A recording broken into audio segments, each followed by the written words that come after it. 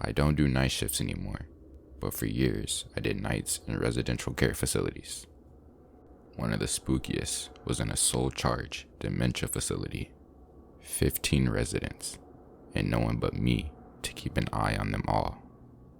Around 3 a.m. in the morning, after doing an initial round, which is where you check all the residents are safe and well, I hear the doorbell ring. I get a sudden wave of goosebumps because this is a secure facility and it's the middle of the night. I go and look out the window. There is no one there.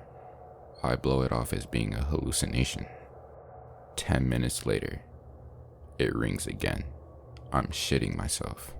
I go back to the window and check again. No one there, but I look across the street and a strange car is parked there. I take a photo of it just in case, and then I go back to my station where I've been playing a game of Match the Card Suits with a delightful but very demented lady. I sit down, and she looks at me and says, "What did the gentleman want, dearie? He looked like he had a bad night. He needs a cuppa." Chills go down my spine, but I brush it off because hallucinations are common with dementia, and this lady is particularly prone to not being oriented to time and place. The doorbell rings again, less than 5 minutes later, and this time, I'm freaking the heck out. Another one of my residents are up and is walking down the hallway, painting with a clean paintbrush to keep him occupied. I pass him on the way to the front window, and he turns to me and says, "Don't answer the door alone. He might hurt you." And then he carries on with his painting. I'm freaking shitting myself. I'm trying not to cry. I don't know what to do. I'm a single 23-year-old female in charge of 15 people with varying stages of dementia, and the freaking doorbell keeps ringing in the middle of the night, and it's a weekend, so my on-call won't answer the phone. She never does on the weekends. I look out the window and see the same car as before, and as I'm looking around, I see a shadow move in front of the door, and a person walks around the corner and then looks dead straight in the window next to me. We make eye contact, and I scream. My residents start freaking out. I'm freaking out, and the guy just bolts out of nowhere. I call the police. They turn up. It's chaos because I have 15 residents who have all been woken by the commotion and now have 2 police officers in their space. My on-call isn't answering her phone, and I'm struggling to deal with the whole situation. Eventually, after many cups of tea and Milo and lots of PRN meds for the more challenging residents, we're mostly settled. It's now 7 a.m., and the handover shift arrives with a nurse and a caregiver. I tell them what happens, and they tell me there was a woman down the road whose house was broken into, and she was attacked in her bed by a drug seeker who ransacked her house looking for drugs. I have an internal meltdown because we have drugs in the cupboard in the med room. Good drugs too. Morphine, methadone, fentanyl, etc. I can't help but wonder if he was intentionally looking for us and just took the next best option. For reference, the facility was an old converted boarding house in a gentrified area, so lots of old doctors' houses in the area. Easy to mistake the home I worked at for a regular house.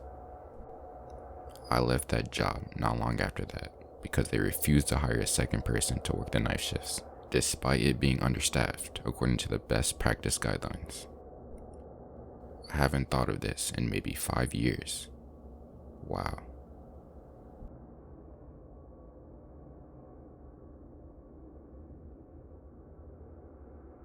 One night I was serving a customer, and out of nowhere, a woman bursts into the store, shouting intelligible stuff. Literally tries to dive over the counter, hits it instead, winding herself, and her can of cider flies forward and spills all down me. So I'm thinking, great, 20 minutes to closing, and I get a drunk junkie flying at me. She starts screaming that I've got to help her, and they're after her. I dismissed it, as this woman looked like a junkie, shaggy hair, missing teeth, not homeless, as she had decent clothing, which made it seem a tad off. So I calm her down and give an apologetic look to the other lady I was serving, who now had placed herself in the farthest opposite corner to the mad woman. She keeps saying, "The men are coming, the men are coming," over and over. By this point, I've gone into reception to get her out of the store, and she's grabbing me, telling me that I have to call the police. So I tell her the local police station is quite literally 2 streets away, and she's begging me now to take her. So I get frustrated, thinking, man, I gotta get her out the store. As she starts understanding I'm not helping her, she gives up trying to convince me and just goes quiet. Just stares at the floor with sadness, like she'd given up on everything. She then slowly walks to the door, turns her head, and softly says, "I'm sorry." Proceeds to run out the door and down the street.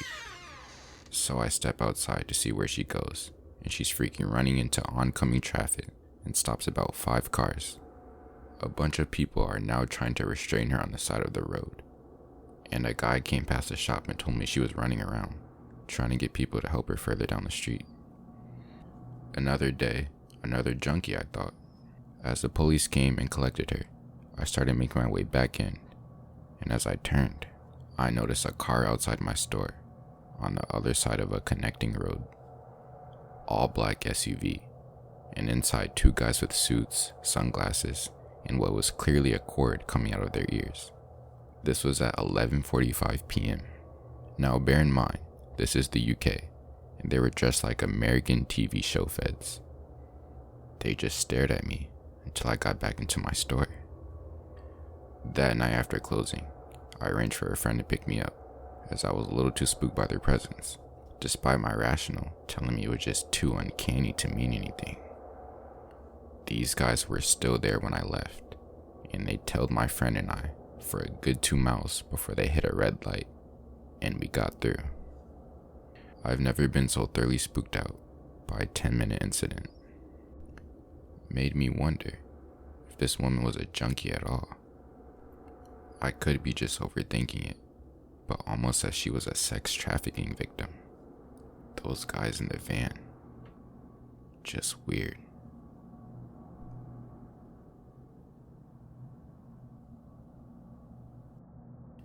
As a bartender, I'm usually heading home around 2 to 4 a.m. On a slow Monday night, we were about to close the restaurant when a seemingly homeless woman walked into the bar. Working in a city, we're used to vagrants making their way into the bar, so kicking her out would be easy. My manager yelled to her, "Hey, sorry, we're closing up. We won't be able to serve you. You'll have to leave." She kept walking slowly and silently toward the bar, staring straight ahead with a blank face. As she walked closer, we realized she looked unusual for a homeless woman. Her skin was gray.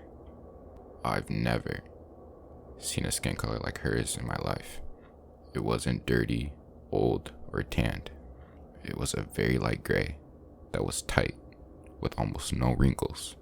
She also had a tattoo of 4 lines on her face. They all started at one point in the center of her chin, then continued down her neck in a ray-like pattern. She also had no shoes on. Once she reached the bar, she went to pull out a chair. My manager yelled again, "Hey, we're closing up. Also, you can't be in here without shoes on. You need to leave now." She continued to sit down, then turned her head slowly to me. Locking eyes with me, she said, "I like you." At this point, my finger was on the bar panic button. Most bars have them so they can get immediate police response. Our bouncer finally made his way over and put his hand on her shoulder to ask her to leave. The minute he touched her, she broke out into this extremely loud, high-pitched, maniac scream. It was like a scream out of a horror movie. And what made it creepier, the whole time she was screaming, she was looking at me dead in the eye, without blinking. She wasn't moving, so my bouncer went to forcibly remove her from the bar. I pushed the panic button and watched my bouncer pull away from this woman as she's screaming uncontrollably. all while staring at me. The police came fairly quickly and took the woman away. To this day, that is the creepiest night I've ever had at work.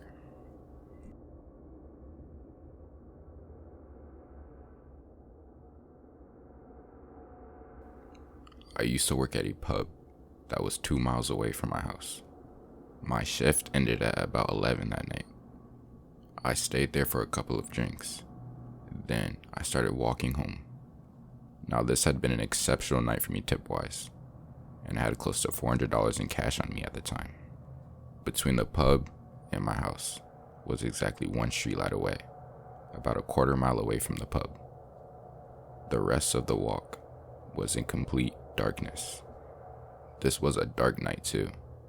It was close to the new moon and cloudy to boot, so it was almost pitch black. Now I live out in the suburbs, so there isn't even much light pollution to help out. Not long after I leave the pub, a car slowly drives by me. About a quarter mile down the road, the car slows to a stop, and it just sits there. I stop walking and watch the car. It sits for a few minutes, then slowly drives away. A couple of minutes later, the same car comes slowly driving back by me in the opposite lane. It gets by me, drives a bit down the road, and slows to a complete stop again. Then it does a U-turn and starts creeping back down the road towards me with the lights off. At this point, I'm freaking terrified.